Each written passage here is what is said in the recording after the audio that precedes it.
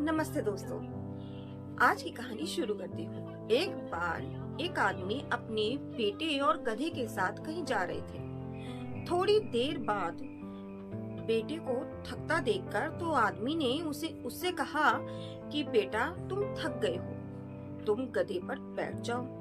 तो बेटा गधे पर बैठ गया और आदमी साथ साथ चलने लगा। थोड़ी दूर जाने के बाद उन्होंने सड़क किनारे कुछ लोगों को बैठकर बातें करते हुए देखा। उन्हें देखकर एक ने कहा, अरे देखो तो, ये लड़का कितना स्वार्थी है। वो खुद तो गधे पर बैठा है और बेचारा बूढ़ा बाप गर्मी में पैदल चल रहा है। आत बैठे लोगों ने भी हाँ में हाँ मिलाई।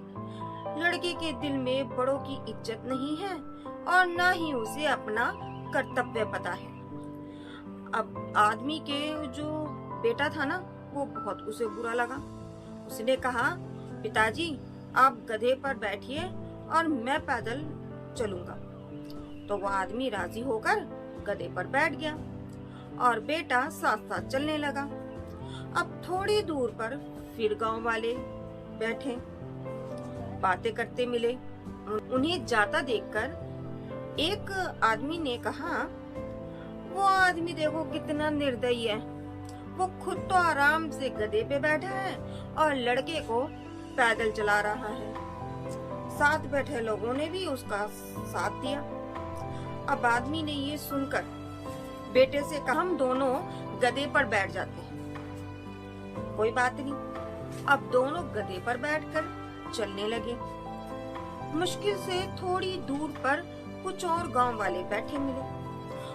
उन्होंने इन्हें देखकर कहा, ये दोनों कितने कठोर हैं। बेचारे गधे पर दोनों चढ़कर बैठे हैं, इन्हें तो सजा मिलनी ही चाहिए। ये सुनकर अब वो आदमी और उसका बेटा ये सोच के कि ये लोग सही ही कह रहे हैं, ऐसा सोचकर दोनों नीचे उतर गए और गधे के साथ चलने लगे।